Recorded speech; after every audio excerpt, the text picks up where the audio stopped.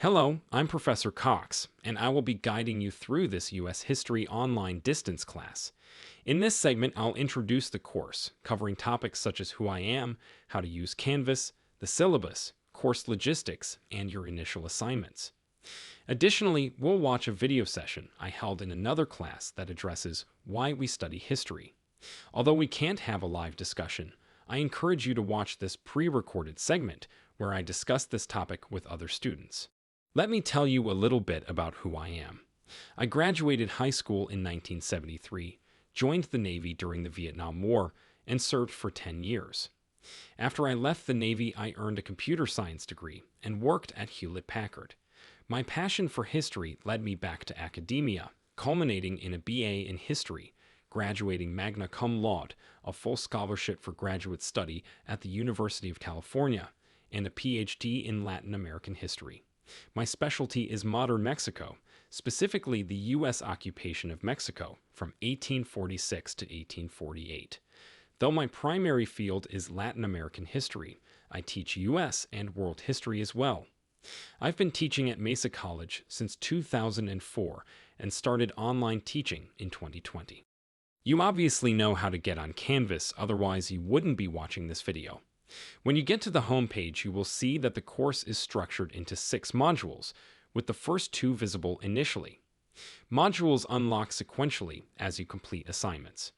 The lectures I have used in previous online classes were pre-recorded during the COVID shutdown when we were meeting on Zoom. I have started updating these lectures, leaving out verbal clumsiness, and providing a more scholarly presentation. You will not hear my voice on these lectures because I haven't been able to clone my voice in a reasonable fashion. I want you to know that I wrote all of these lectures and have not used materials from any other source unless specified. This is all my original work, and I look forward to seeing your original work in this course. The course materials you will find on Canvas include a syllabus, study guides, and additional resources from the textbook publisher.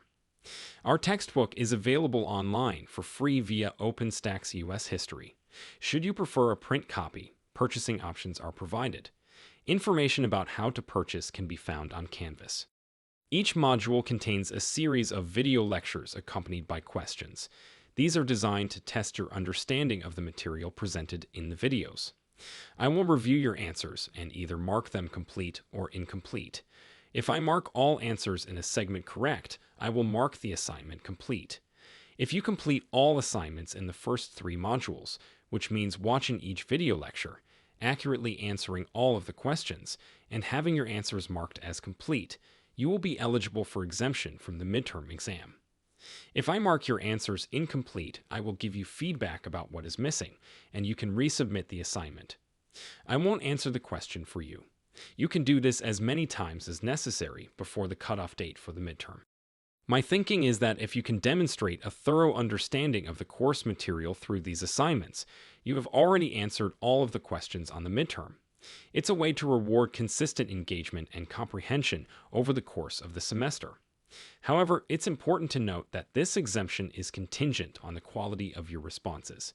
You must provide answers that align with the information and viewpoints presented in the video lectures. I will review each submission to ensure it meets the required standard. In cases where your response needs revision, you'll have the opportunity to make corrections and resubmit. I need to add another comment about these assignments.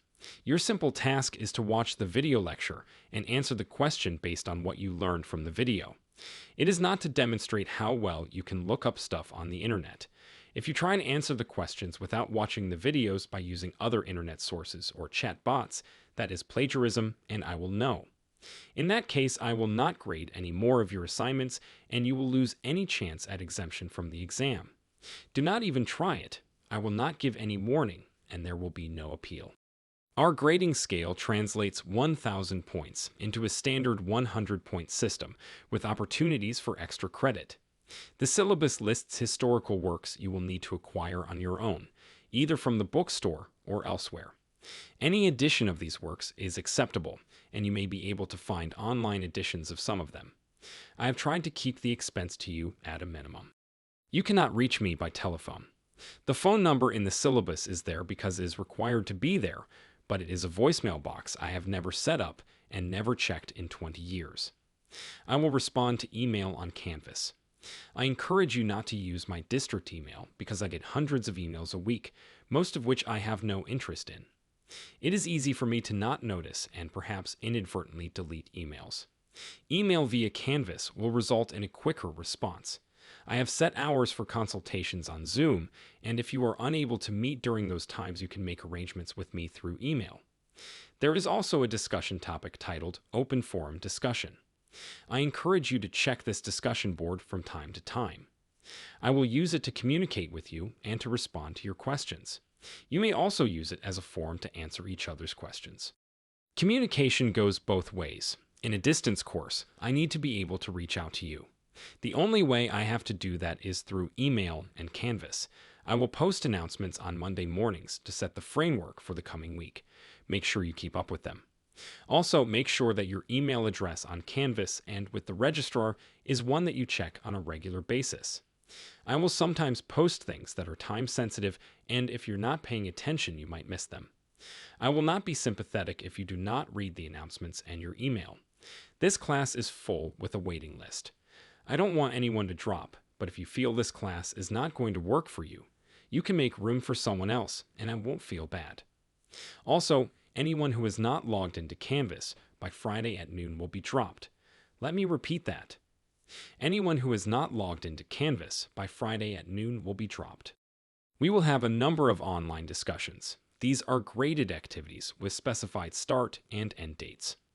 Unlike other assignments, discussions cannot be submitted late. Even though the discussions are asynchronous, we don't all meet at the same time. It is only available for a limited time, and its intent is to foster interaction with your colleagues. If I scheduled a meeting for a certain date and time and you fail to attend, then after the meeting had ended you asked to speak to the empty room where the meeting was, how do you think I should respond? I will not accept late work for discussions. You will notice in the syllabus I have assigned dates to the modules corresponding to weeks in the semester. The only hard dates you need to pay attention to are the weeks before the midterm and final exams. There will be a cutoff after which no new submissions will be accepted. This will allow me to grade all of your submissions before the exam. As I already discussed, once discussions are closed, no more submissions will be accepted. Exams will be timed and they will be available online for 1 week. You will notice on Canvas there is a discussion due this week. You must submit your original posts and responses by next Monday at midnight. Also notice near the top of the Canvas homepage, there is a link to a document titled Exam 1 Study Guide. This document contains all of the questions that might appear on the midterm exam. I encourage you to keep this guide with you as you go through the lectures and note the answers when you find them. This will help you to prepare for the midterm should you be required to take it. I have structured this course in such a way that I hope will give everyone a chance to succeed. Some of you may not think studying history is either important or interesting and are only taking this course to satisfy a requirement. You might consider there is a reason why it is a requirement. In the next segment, you will get a feel for why I think studying history is both important and interesting. I am available to help you in any way I can. Welcome to the class, and I look forward to a successful semester together.